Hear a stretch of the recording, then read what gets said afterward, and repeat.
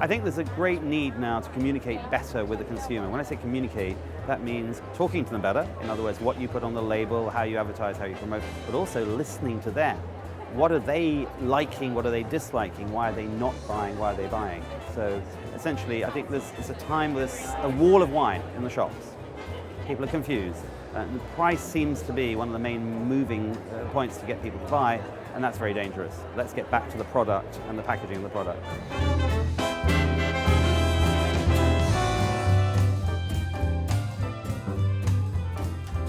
When Australia first exported to the UK, nobody knew Australia grew grapes, never mind made wine. So my idea was, well, let's talk to the consumers and let them know. One time I was talking to 50,000 consumers a year in the UK alone. And because I felt that it was a very good way to actually involve them, to make them feel a part of what you were doing and a part of what the wine companies were trying to do, it did have real huge benefits. And I believe when Robert Joseph suggested to me we set up Do I Like It, this was really a great idea. Do I Like It's very simple. It depends on two sides of the equation. On the one hand, you've got a community of people who are prepared to talk to us, and the name of the business is not accidental. It's Do I Like It, I the consumer. It's not somebody saying, tell us what you think. It's giving them the opportunity to talk to us, and a lot of Web 2 social media stuff to allow them to talk to each other as well as us. The other side of the equation are producers, distributors, regions who want to know affordably, efficiently, what people are thinking, and keep going. So, what colour should their pink wine be? How big should the size of the region be on the label? Should you put the alcohol level on the front or the back? Do people want it stronger or less strong? Green, is organic an advantage or a disadvantage? All those sort of things. So the key activities, and there'll be lots of them, are sending out people bottles of wine so that if somebody has got a new package, a new label or a new style they want to find out, we might send 100 to one group of people, 100 to another group of people, and those people are people who are likely to be the buyers of that style. So that's one thread. The main use of consumers is in the form of a focus group, whereby you may only have 30 or 40 in 3 sets or 4 sets of people.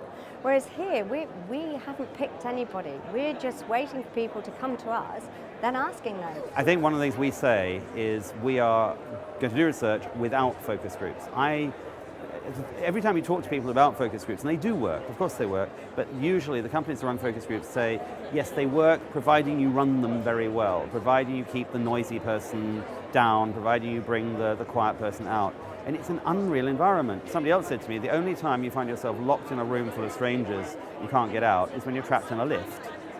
So what we're trying to do here is we're going to send bottles to people in their homes, and if they want to drink the Pinot Grigio in the bath, and that's what they do, fine, and they tell us they liked it in the bath or they didn't like it in the bath. It's trying to replicate reality as much as possible.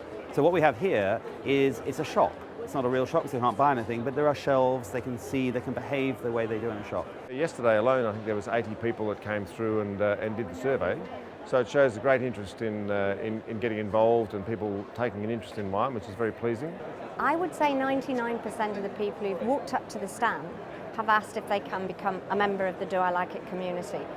I think we'll get very good information and probably more than the clients anticipate. Opening at the London Wine Show was a step in the dark. We had no idea how well it worked. We've been inundated, we've been knocked back, we keep reprinting forms, and so from here on it can only get even better. I think when you get that sort of interest and people really wanting to get involved and really learn and pass their comments on wine, it's a very exciting prospect for the future. On first thoughts, this will be a service that we will use again in the future.